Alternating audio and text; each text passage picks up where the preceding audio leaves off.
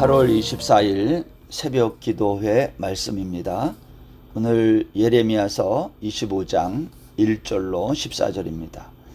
유다의 왕 요시야의 아들 여호야김 넷째 해 곧 바벨론의 왕 느부갓네살 원년에 유다의 모든 백성에 관한 말씀이 예레미야에게 임하니라.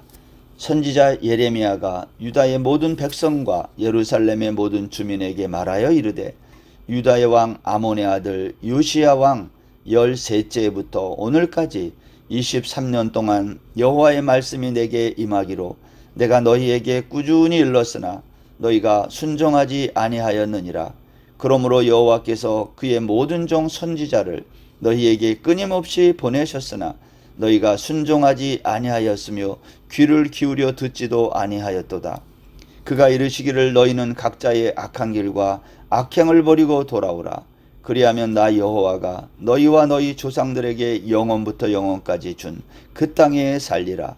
너희는 다른 신을 따라다니며 섬기거나 경배하지 말며 너희 손으로 만든 것으로서 나의 노여움을 일으키지 말라. 그리하면 내가 너희를 해하지 아니하리라 하였으나 너희가 내 말을 순종하지 아니하고 너희 손으로 만든 것으로서 나의 노여움을 일으켜 스스로 해하였느니라. 여호와의 말씀이니라. 그러므로 만군의 여호와께서 이와 같이 말씀하시니라. 너희가 내 말을 듣지 아니하였느니라. 보라, 내가 북쪽 모든 종족과 내 종 바벨론의 왕 느부갓네살을 불러다가 이 땅과 그 주민과 사방 모든 나라를 쳐서 진멸하여 그들을 놀램과 비웃음거리가 되게 하며 땅으로 영원한 폐허가 되게 할 것이라. 여호와의 말씀이니라. 내가 그들 중에서 기뻐하는 소리와 즐거워하는 소리와 신랑의 소리와 신부의 소리와 맷돌 소리와 등불빛이 끊어지게 하리니 이 모든 땅이 폐허가 되어 놀랄 일이 될 것이며 이 민족들은 70년 동안 바벨론의 왕을 섬기리라. 여호와의 말씀이니라. 70년이 끝나면 내가 바벨론의 왕 그의 나라와 갈대아인의 땅을 그 죄악으로 말미암아 벌하여 영원히 폐허가 되게 하되 내가 그 땅을 향하여 선언한 바 곧 예레미야가 모든 민족을 향하여 예언하고 이 책에 기록한 나의 모든 말을 그 땅에 임하게 하리라. 그리하여 여러 민족과 그 큰 왕들이 그들로 자기들을 섬기게 할 것이나 나는 그들의 행위와 그들의 손이 행한 대로 갚으리라. 아멘. 오늘 본문 1절은 예레미야의 예언 활동 시기를 말합니다. 요시야 왕 13년부터 지금 여호야김 4년까지라고 말을 했는데 이 기간을 합치면 23년입니다. 예레미야는 이 이후에도 20년 가까이 예언 활동을 합니다. 예레미야는 요시야부터 시드기야 왕까지 5명의 왕들을 거치면서 40년 이상의 긴 시간 동안 하나님의 말씀을 외친 거죠. 그렇지만 예레미야의 이와 같은 평생에 걸친 예언에도 불구하고 유다 백성들의 삶이 바뀌지 않습니다. 유다와 예루살렘은 예레미야의 이 꾸준한 외침에도 불구하고 하나님의 말씀을 듣지 않은 겁니다. 그것이 3절과 4절입니다. 내가 너희에게 꾸준히 일렀으나 너희가 순종하지 아니하였다. 너희에게 끊임없이 보냈으나 너희가 순종하지 아니했다. 귀를 기울여 듣지도 아니했다. 여러분, 이스라엘 백성들은 하나님의 말씀에 순종하지 않고 귀를 기울여 듣지 않았어요. 그렇다면 예레미야 입장에서 생각해 보면 맥 빠지는 일이에요. 지난 23년 동안 예레미야가 예언한 말씀의 내용이 뭔가요? 5절 말씀에 보면 너희는 각자의 악한 길과 악행을 버리고 돌아오라. 여기 각자의 악한 길과 악행이란 우상을 만들고 섬기는 일입니다. 왜 이스라엘 백성들은 하나님의 말씀을 듣고 순종하는 일을 버리고 각자의 우상을 만들고 섬기는 일을 좋아했을까? 여러분 생각해 봤으면 좋겠어요. 하나님의 말씀을 듣고 순종하는 것이 쉽습니까? 우상을 만들고 그 앞에 절하는 게 쉽습니까? 우상을 만들고 절하는 게 쉬워요. 왜냐? 하나님의 말씀을 듣고 순종하는 것은 나의 본성을 거스르는 일이에요. 그러나 우상을 만들고 절하는 것은 나의 본성을 거스르는 일이 아니에요. 우상 숭배는 내가 하고 싶을 때 하면 되는 거예요. 그러나 여호와 우리 하나님은 우리에게 그렇게 하지 말라는 거예요. 우상은 우리에게 이렇게 하라 저렇게 하라 간섭하지 않지만 하나님은 우리에게 간섭한다는 겁니다. 누가 좋겠어요? 우상 숭배하는 게 쉽고 좋은 거예요. 요시야 왕 때 하나님이 예레미야에게 이렇게 말씀했어요. 예레미야 7장 21절에 보면 하나님께서 이와 같이 말씀하시되 너희 희생제물과 번제물의 고기를 아울러 먹으라. 여러분, 번제로 제사를 드리면 다 태워 화제로 드려요. 향기를 올려드리기 때문에 번제를 드리면 남는 고기가 없어요. 그러나 희생제물은 다 태우는 게 아니라 남기는 거예요. 그래서 남겨진 그 고기를 먹을 수 있어요. 근데 하나님이 이렇게 말하는 거예요. 너희는 희생제물과 번제물의 고기를 구별하지 말고 둘 다 먹으라는 거예요. 무슨 말일까요? 공동 번역은 이렇게 번역했어요. 왜 너희들은 마음에도 없는 희생제물과 번제물을 바치니 차라리 나에게 가져오지 말고 너희들이 알아서 다 갖다 처먹어라. 이 공동 번역이 이렇게 됐어요. 참 알아듣기 쉽지만 웃음도 나는 말씀 아닙니까? 이스라엘 백성들의 제사는 하나님의 말씀을 듣지 않고 제멋대로 드린 제사임을 알 수 있어요. 희생제물과 번제물을 구별하지 않고 멋대로 드린 제사. 그래서 하나님이 그렇게 말씀한 거예요. 너희는 내 말을 귀 기울여 듣지 않으면서 제사는 형식을 갖춰 드릴 필요가 있느냐? 그렇게 하지 말라는 거예요. 너희들 마음대로 하고 싶은 대로 해라. 하나님의 말씀을 듣고 순종하는 일은 하나님과 나 사이의 관계입니다. 그러나 제사는 관계가 아니라 일방적인 행위이기 때문에 형식적으로 드릴 수밖에 없어요. 놀라운 것은 이스라엘 백성들이 애굽을 나와 광야에 있을 때 하나님은 번제나 희생에 대하여 말씀하지 않았다는 거예요. 그리고 뭘 말씀했어요? 오직 내 목소리를 들으라고만 했어요.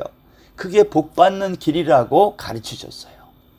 예레미야 7장 22절 23절에 보시면 사실은 내가 너희 조상들을 애굽 땅에서 인도하여 낸 날에 번제나 희생에 대하여 말하지 아니하며 명령하지 아니하고 오직 내가 이것을 그들에게 명령하여 이르기를 너희는 내 목소리를 들으라.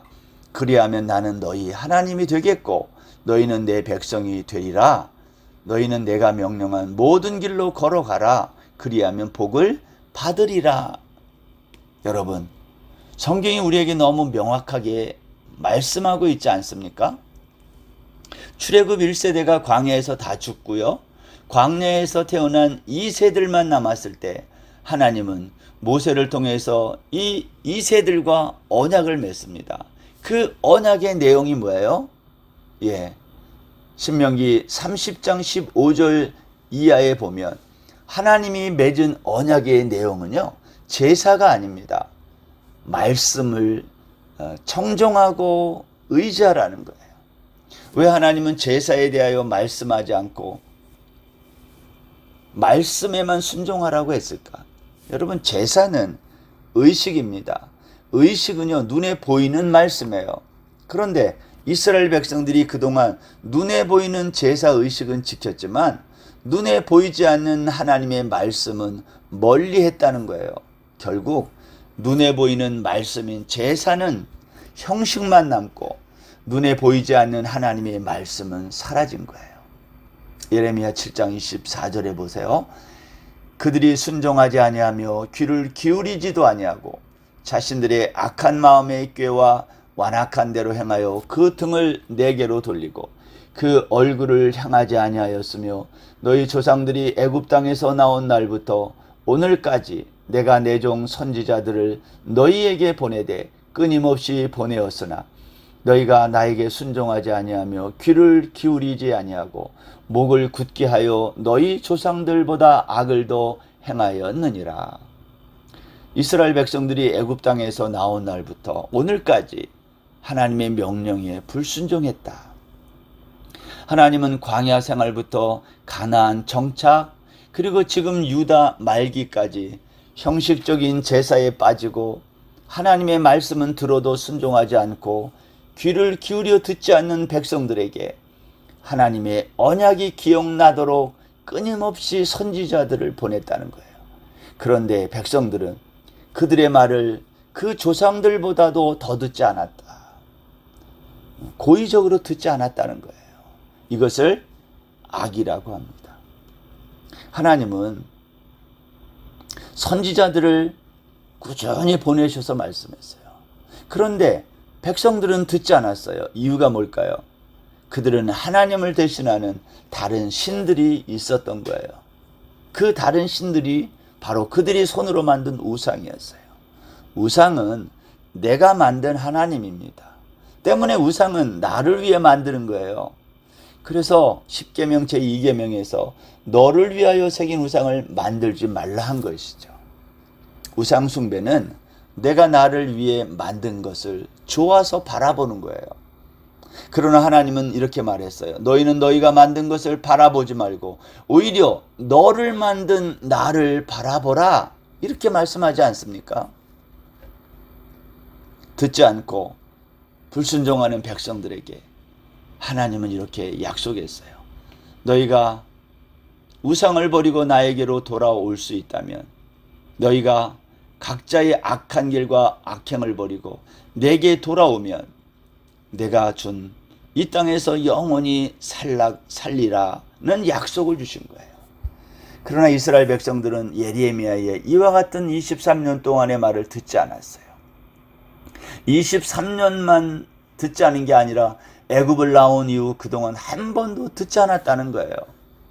예레미야 22장 21절에 보면 내가 평안할 때에 내가 내게 말하였으나 내 말이 나는 듣지 아니하리라 하였나니 내가 어려서부터 내 목소리를 청종하지 아니함이 내 습관이라.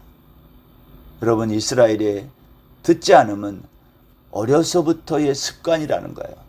습관은 반복에 의해서 만들어져요. 반복은 의지가 있어야 되는 겁니다. 이스라엘 백성들은 의지가 없었고 반복도 없었고 그래서 좋은 습관이 만들어지지 않은 거예요. 대신 안 좋은 습관이 만들어진 거예요.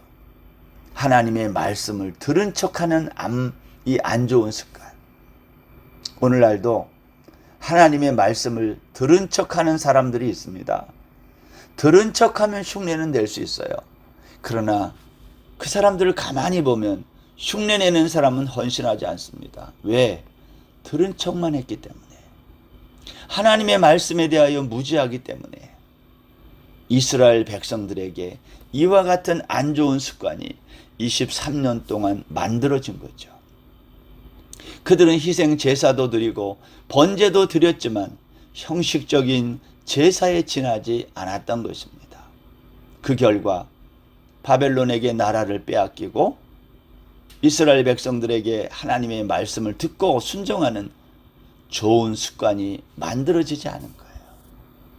결국 이스라엘 백성들에게 이 안 좋은 습관이 좋은 습관으로 만들어진 때가 언제입니까? 그것은 바로 바벨론에서의 70년간의 포로 생활입니다. 바벨론 포로 70년 동안 우리가 생각하게 되는 것은 이스라엘 백성들이 그곳에서 안식을 누렸다는 거예요. 그동안 예루살렘과 이 유대에 있는 땅들도 안식했다는 거예요. 하나님의 이 말씀에 순종하지 않았던 이 이스라엘 백성들, 하나님은 그들을 강제로 바벨론에 보내서 강제로 하나님의 말씀을 지키도록 만드셨다는 겁니다.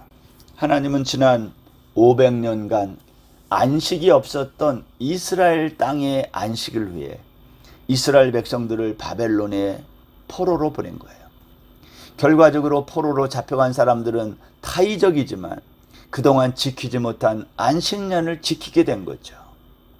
바벨론 포로로 잡혀간 자들이 극히 좋은 무화과가 된 이유입니다.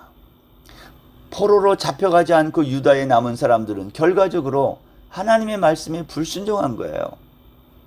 바벨론에서의 70년 포로 생활은 이스라엘 백성들에게 하나님이 강제로 허락한 안식년이었어요.